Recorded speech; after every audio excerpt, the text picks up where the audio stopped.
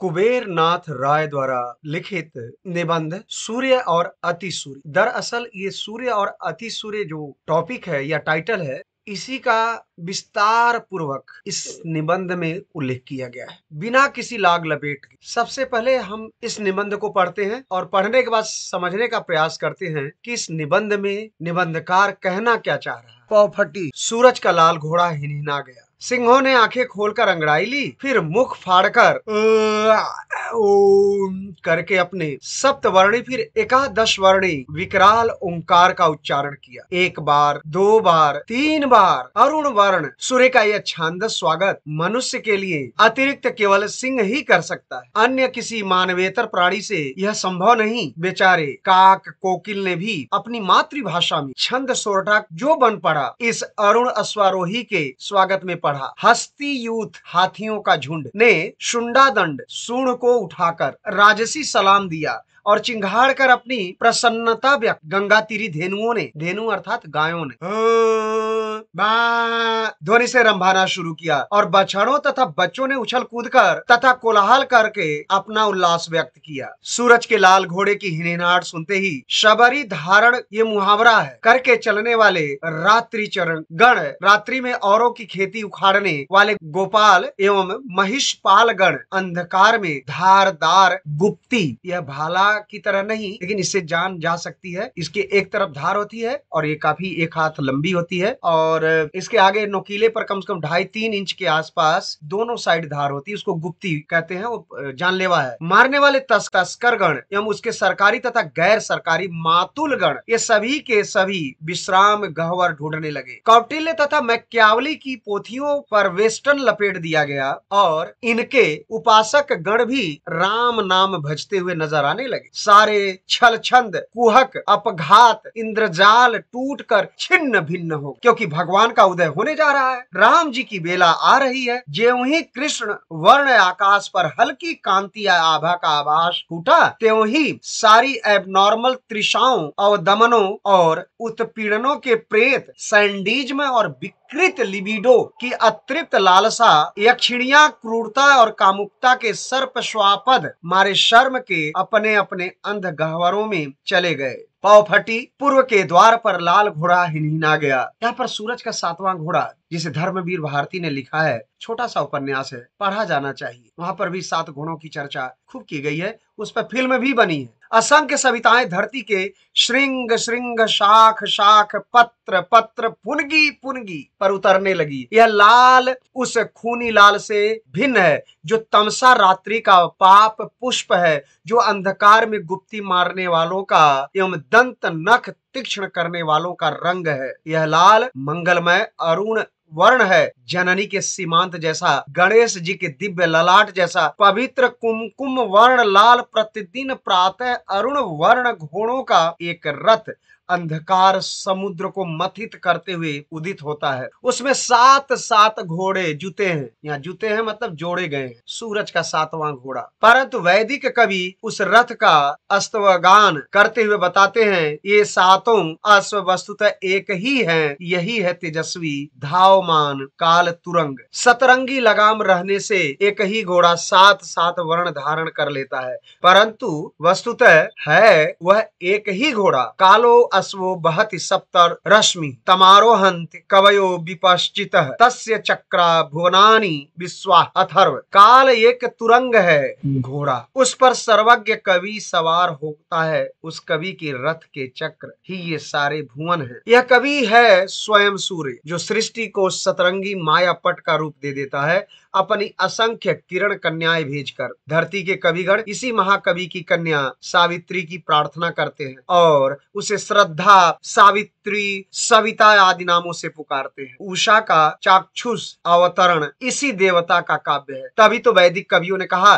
पश्य देवस्य काव्यम न ममार न जीरयति। देवता की इस कविता को देखो जो न कभी मरती और न जीर्ण होती है। सारी वैदिक कविता ही सूर्यवती ज्योति का काव्य है। वैदिक कविता ही क्यों, समूचे भारतीय साहित्य की असली प्रकृति सूर्य प्रधान है। यह सावित्री, संपृक्त और सूर्यवती ज्योति से सुप्रकाशित साहित्य। भारतीय साहित्य की तीन आंखें हैं, रामायण, महाभारत और श्रीमद् भागवत, और बाह्य दृष्टि से देखने पर इनकी प्रकृति, रीति और विषय वस्तु में क्रमशः सूर्य, अग्नि और सोम तत्वों का प्राधान्य है। ये तीनों काव्य भारतवर्ष के दिव्य त्रिनेत्र हैं। इन्हीं तीनों नेत्रों के माध्यम से भारतवर्ष सृष्टि के देश काल को और देशातीत कालातीत को देखता पहचानता आ रहा है। भविष्य में भी चश्मा चाहे जो चढ़े, आंखें यही रहेंगी, परंतु इन तीनों को सूक्ष्म दृष्टि से देखें तो अंतिम विश्लेषण में एक ही तत्व हाथ आएगा, वह है सूर्य तत्व। अग्नि सूर्य की ही एक प्रकृति है, दाहिका प्रकृति, और सोम कला मूलतः सूर्यवती ज्योति का ही एक रूपांतरण है। एक ही मधु है जो अग्नि की स्वाहा शिखा में उपासना बनकर स्थित है, सूर्य की ज्योति में कर्म बनकर स्थित है और सोम की कला में भोग बनकर स्थित है। सारे मधु का दाता स्रोत देवता एक ही है, उसी देवता को नायक बनाकर ये तीनों काव्य रचे गए। आदि नायक और मूल नायक यही कवि सूर्य, अश्वारोही सूर्य या महारथी सूर्य। श्रीमद् भागवत बाह्यतः सोम काव्य होते हुए भी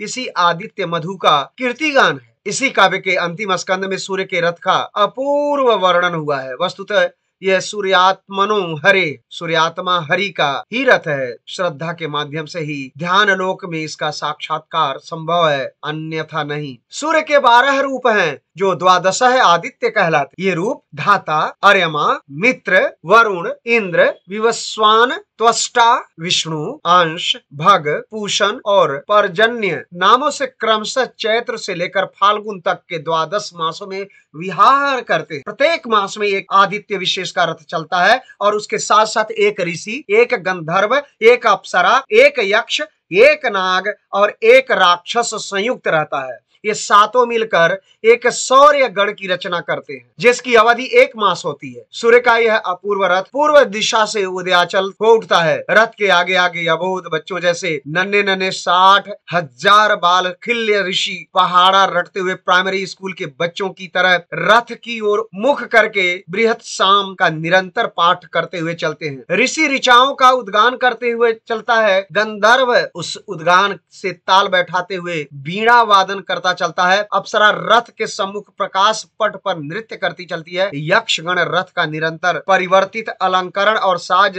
रचते हुए चलते हैं। नाग रथ के धुरों और जोड़ों में अपने अंग लपेटकर रस्सी की तरह कसे चलता है और पीछे से भीमकाय महाबाहु राक्षस रथ को ठेलता चलता है। आगे आगे मरुदगामी 7 अश्व धावमान है, परंतु पीछे विरोधी दिशा में उच्चवायु स्त्रवार रथ को खींच रहा है, जिससे गति असंयमित न हो और ऋतु चक्र तथा दिवस चक्र अवधि में त्रुटि मात्र भी हेर फेर न हो पाए। यह रथ अपूर्व शोभा, अपूर्व पवित्रता, अपूर्व उद्गान, अपूर्व बल के साथ साथ महान उत्तरदायित्व और महान संयम का प्रतीक है। एक सधे हुए छंद में दिवस, सप्ताह, पक्ष, मास, ऋतु और संवत्सर के काल चक्र की रचना करते हुए इस कवि सूर्य का रथ अविराम चल रहा है। प्राण का, स्वाद का, मधु का, जीवन का तथा जीवन को प्रकाशित करने वाली अन्नवती, जलवती, वावती ज्योतियों का वितरण करता हुआ सूर्य अपने उत्तरदायित्व और महान संयम के साथ विचरण कर रहा है। सूर्य की इस शोभा यात्रा के पात्र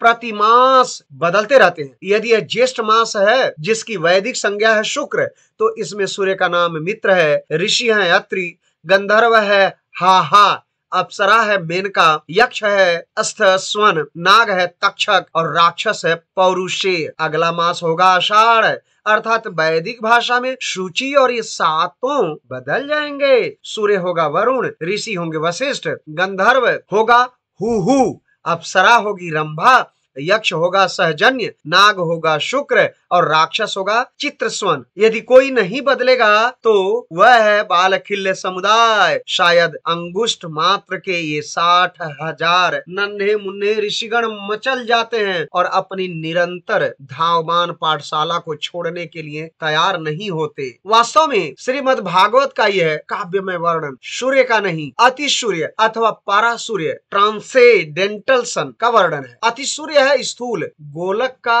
ही एक अधिष्ठान अधिष्ठात्री देवता। वस्तुतः यह अतिसूर्य और कोई नहीं, साक्षात परमात्मा ही है, जिसके चक्षु हैं सूर्य, चंद्र और अग्नि, जिसकी प्रसविनी शक्ति है सविता और जिसका उपासना मंत्र है सावित्री। यह अतिसूर्य ही स्वयं भू है, कवि है, धाता विधाता है, मधु माधव है। यह जो सवेरे लाल धक धक चमकता चक्का उगता है, वह तो इसके अनंत चक्रों वाले विराट रथ का एक चक्का मात्र है। तस्य चक्र भुवनानि विश्वा, तीनों भुवनों के सारे लोक उसके रथ के चक्र हैं। हमें जो दृश्यमान होता है वह सवार नहीं, सवार के अनंत व्यापी रथ का एक पहिया मात्र है। हमारे MSC मित्र ही नहीं, हम भी कहते हैं कि जो प्रातः दिखाई देता है वह तो देवता नहीं, जिसका वर्णन भागवत में है वह देवता तो वांग मनसा अगोचर है, उसका वर्णन तो इन दुर्बल चर्मेंद्रियों द्वारा संभव ही नहीं। वह देवता अतिसूर्य समस्त भुवनों के रथ पर सवार होकर उन्हें जीवन और प्राण की गति कक्षाओं पर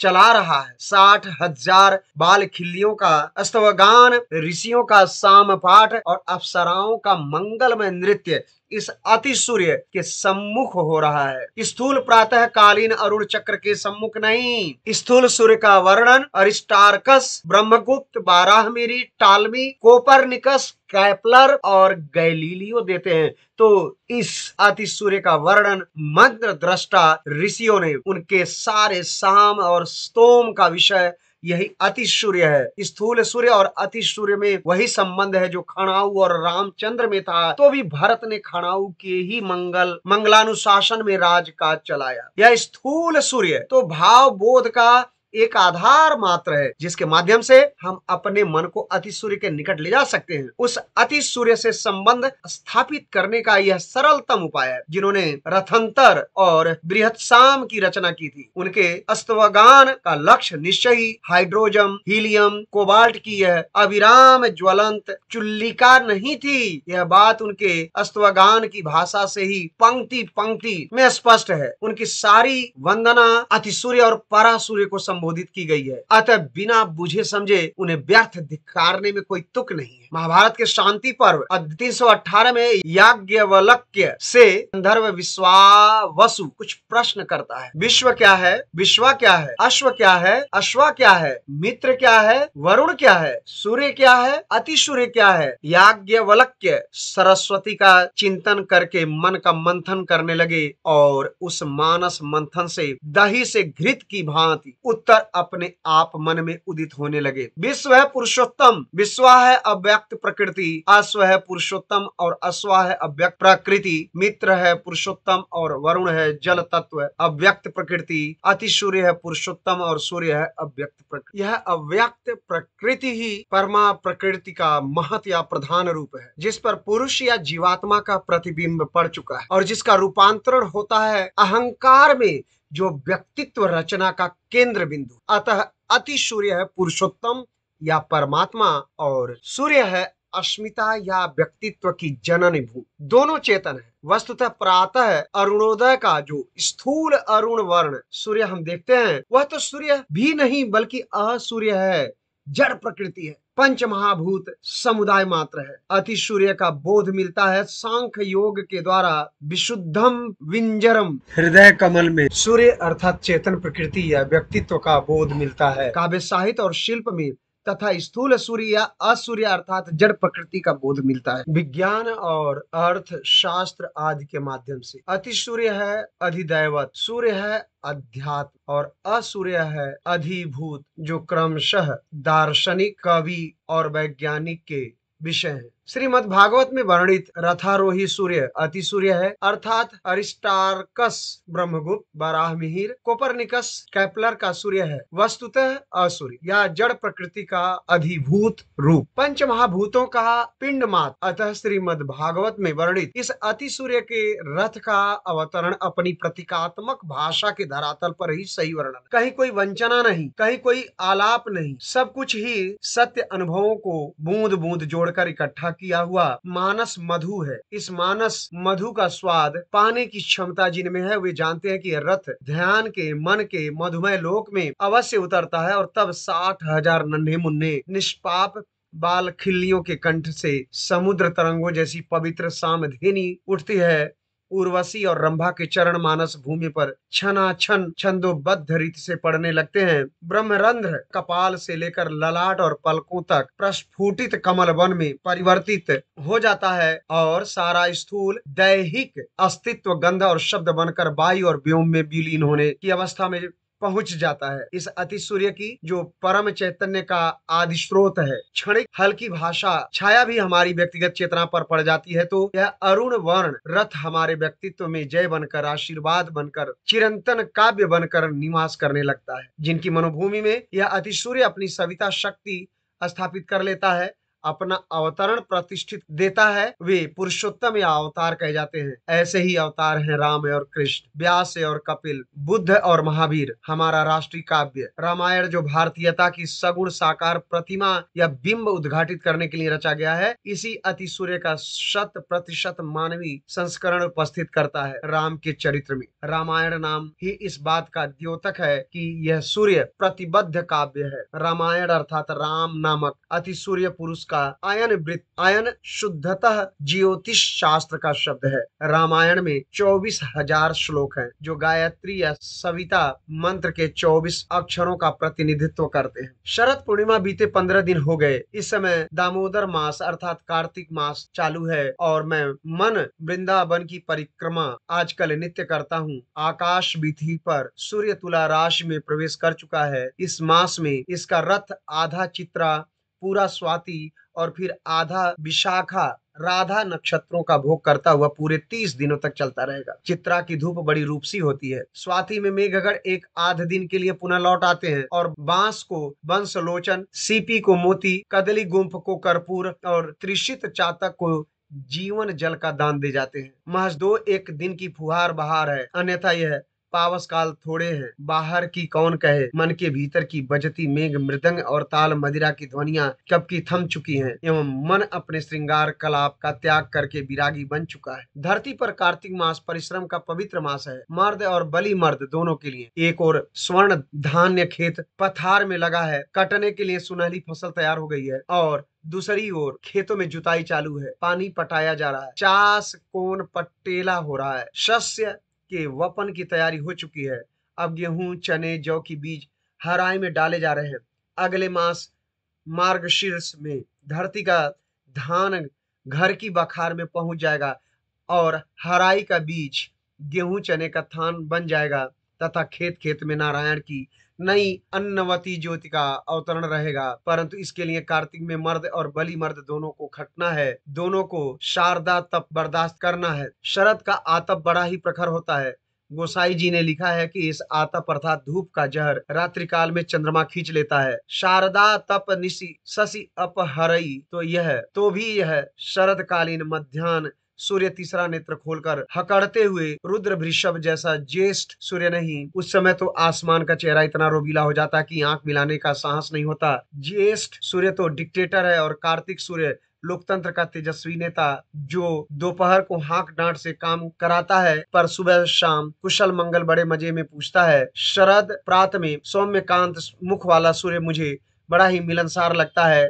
गोया भी पूछ बैठता है, कैसे हो, सब ठीक है ना? मैं जानता हूँ यह सूर्य कितना भी दूर क्यों न हो, बेगाना नहीं, अपना सखा है, अपना सगोत्र है। अहंकार के कारण अपनी अस्मिता की सीमा से बंध कर मैं उससे कुछ भिन्न सा लगता हूँ, परंतु वास्तव में वह यदि अति सूर्य परमात्मा है तो मैं भी सूर्य जीवात्मा हूँ। अष्टधा प्रकृति का माया परिधान धारण करके मैं देखने में असूर्य जड़ प्रकृति सा लगता हूँ, परंतु वस्तुतः जो वह है वही मैं भी हूँ। वह महासुपर्ण है तो मैं जीव गृध्र हूँ, परंतु कौन नहीं जानता कि सुपर्ण और गृध्र दोनों एक ही गोत्र स्पीसीज के जीव हैं। इसी से प्रातः सूर्य का चेहरा देखने में मुझे एक अद्भुत सुख मिलता है, चाहे वह कोई भी मास अथवा कोई भी ऋतु क्यों न हो। आभास्वर प्रातः सूर्य को देखकर मेरे मन का एक एक भाव परमाणु, मेरे रक्त की बूंद बूंद, मेरे अंग का रोम रोम प्रार्थना करने लगता है और भीतर के षटचक्र विसंपुटित और मुखलित होने लगते हैं तथा शरतल्प पड़े हुए पुरुष व्याघ्र भीष्म पितामह की यह गिरा मुझे स्मरण आने लगती है। हिरण्यवर्णय गर्भ मदितेर्य दैत्य नाशम एक द्वादश धा जग्गे तस्मै सूर्यात्मने नमः। जो हिरण वर्ण है, जो अदिति के गर्भ से उत्पन्न है, जो दैत्यों का नाशक है और जो एक होकर भी 12 रूपों में व्यक्त होता है, उस सूर्यात्मा प्रभु को नमस्कार।